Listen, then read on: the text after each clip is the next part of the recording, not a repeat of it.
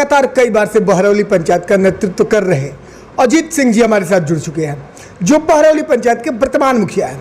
आइए मिलते हैं इनसे और जानते हैं बहरौली पंचायत के उन तमाम विकास कार्यों के बारे में जिसको उन्होंने बहरौली के धरातल पर उतारने का प्रयास किया है और वर्तमान में चल रहे स्वच्छ भारत मिशन के अंतर्गत लोहिया स्वच्छ बिहार अभियान पर भी हम इनसे चर्चा करेंगे कि उस पर इनकी क्या पहल रही है। तो स्वागत है आपका मुखिया जी। सबसे पहले इस चिलचिलाती धूप में आप लोग के इस चैनल को मैं धन्यवाद देता हूं कि आप लोग जनता के बीच में और जनप्रतिनिधि के बीच में आए। पुनः एक बार सबको धन्यवाद, आपकी पूरी टीम को। मुखिया जी, सबसे बड़ी बात यहाँ पे आ रही है कि जो आपका अब तक का नेतृत्व रहा 21 के बाद 2021 के बाद बहरौली पंचायत के लिए, वो कैसा रहा? बाकी तो जिस तरह से शुरू से काम चल रहा है उसी हिसाब से निरंतर सबकी सेवा हम अपने स्तर से करते आ रहे हैं और यह जारी रहेगा। तो इस दौरान आपने कौन कौन से कार्यों को धरातल पर उतारने का प्रयास किया और बहरौली के धरातल पर आपने उतारा है? देखिए, बहरौली पंचायत में स्टार्टिंग में न रोड था, न पानी था, न बिजली था। यह सारी योजनाएं हमारे वहाँ भारत सरकार की और बिहार सरकार की सहयोग से ये सारी योजनाएं धरातल पे हैं। साथ ही हमारे वहाँ स्वच्छता मिशन के तहत कचरा का उठाव होता है, फिर उसका छटनी करके खाद बनाने का भी काम होता है। बिल्कुल। तो मुखिया जी, बिल्कुल मैं उस पर आपसे चर्चा करूंगा कि लोहिया स्वच्छ बिहार के अंतर्गत स्वच्छ भारत मिशन को लेकर के आपने कौन कौन से कार्यों को बहरौली के धरातल पर उतारने का प्रयास किया जिससे बहरौली स्वच्छ और सुंदर नजर आए? देखिए, को इसमें लगाया गया है, वैसे परिवार को लगाया गया है जो कि हैंड टू माउथ था, कमाने में भी था और मुख्य धारा में नहीं था, जो कि डोम जाति से लोग आता है और वो लोग पहले दूसरे पेशा में था। उन लोगों को इसमें ला करके मुख्य धारा में जोड़ने का काम किया गया है ताकि और वो निरंतर घर सुबह जा कर के कचरा का उठाव करते हैं, उसी में फिर लोग जा कर के फिर कचरा घर में उसका छटनी करके और फिर जो गीला कचरा उससे हम लोग खाद बनाने का काम शुरू कर दिए हैं, जिससे हमारी पंचायत की सफाई भी हो रही है। हमारे वहाँ नाला का भी निर्माण हो रहा है और लगभग अब 2 ही 3 रोड बचा है जहां हमको नाला का निर्माण कराना है। तो लगभग इस तरह की जो इसके बाद अब पार्क का भी निर्माण हो रहा है, मनरेगा पार्क, चिल्ड्रन पार्क वगैरह का भी निर्माण हो रहा है। आने वाला समय में हमारा लक्ष्य है कि 14 वार्ड में हमारे 14 आंगनबाड़ी केंद्र का भी निर्माण हो जाए और एक पुस्तकालय भी अभी हमारे योजना में है, पुस्तकालय भी हो जाएगा। तो इस तरह से जो पब्लिक की जितनी समस्याएँ हैं उस पर तो हम लोग डाल रहे हैं, लेकिन सरकार की उस तरह की कोई व्यवस्था जिससे कि लोगों को छोटे छोटे उद्योग लग सके और छोटे छोटे उद्योग लगाकर उनको बेरोजगारी से मुक्त किया जाए। चूँकि यह समाज के लिए अभिशाप है।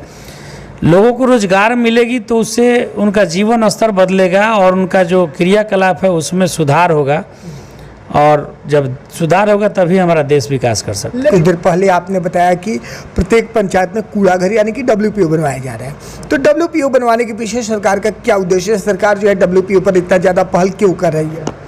देखिए, कचरे को एकत्रित करके ये बहुत ही अच्छी योजना है, लेकिन सरकार को इस पर और ध्यान देने की ज़रूरत है।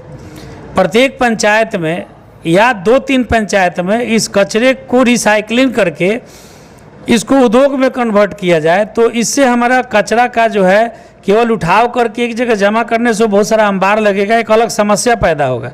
लेकिन रिसाइकलिंग प्लांट हर पंचायत में होनी चाहिए या 2-3 पंचायत मिला करके एक जगह रिसाइकलिंग का प्लांट होना चाहिए। उससे पंचायत की आय भी बढ़ेगी और लोगों को रोजगार भी मिलेगी और कचरा से हम लोगों को मुक्ति मिलेगी। लेकिन मुखिया जी, आज के दौर में देखा जा रहा है कि लोहिया स्वच्छ बिहार के अंतर्गत स्वच्छता कर्मियों का जो चयन किया जा रहा है उनके मानदेय को लेकर के पंचायत स्तर पर प्रश्नवाचक चिन्ह बना हुआ है। इस पर आप क्या कहना चाहेंगे? देखिए, सरकार इसमें बहुत ही शिथिल है। सरकार किसी भी योजना को, चाहे नल जल हो, योजना को तो लागू कर देती है, लेकिन लंबे समय तक अच्छे से चले इसके लिए एकदम दिशाहीन व्यवस्था है।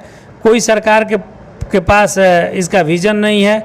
एक नियम बना के रख देती है और उस नियम के हिसाब से समय से कचरा जो उठाता है, एक तो उसका मानदेय बहुत कम है, 3000 रुपया मानदेय पे इस तरह का काम करने वाला जो न्यूनतम मजदूरी दर है उससे भी काफ़ी नीचे है। कम से कम न्यूनतम मजदूरी दर जो बिहार सरकार का या भारत सरकार का है वह लागू होना चाहिए और समय उसका भुगतान हो, इसकी भी व्यवस्था सरकार को करनी चाहिए। बिल्कुल, लेकिन मुखिया जी आप 3,000 रुपये की बात कर रहे हैं कि स्वच्छता कर्मी का जो मानदेय या फिर उनका जो वेतन दिया जा रहा है वो महज 3,000 रुपये, लेकिन उसमें 70% जनता और 30% सरकार जो देगी बजट, उससे उन लोगों का पेमेंट किया जाएगा। तो क्या आपको लगता है कि 70% जनता के कलेक्शन से और 30% सरकार के देने से स्वच्छता कर्मियों का पेमेंट हो पाएगा? देखिए, हमारे भारत के लोग इतने जागरूक नहीं हैं और हमारे नेता लोग इतने लोक लुभावन योजना चला रहे हैं कि कोई भी व्यक्ति धरातल पे 30 रुपया देने के लिए तैयार नहीं है, और 30 रुपया देता भी है। यदि आप 30 रुपया ले भी लेते हैं उससे, तो हर वार्ड में 100 परिवार की संख्या है, तो 3,000 रुपये आने से आपका उससे रिकवरी नहीं हो पाएगा, उससे व्यवस्था, उस पैसे से तो उसका मेंटेनेंस, जो ठेला चलता है जब चलेगी ठेला तो पंचर होगा, चैन खराब होगा, रिंग खराब होगा, उसके मेंटेनेंस में ही लग जाता है।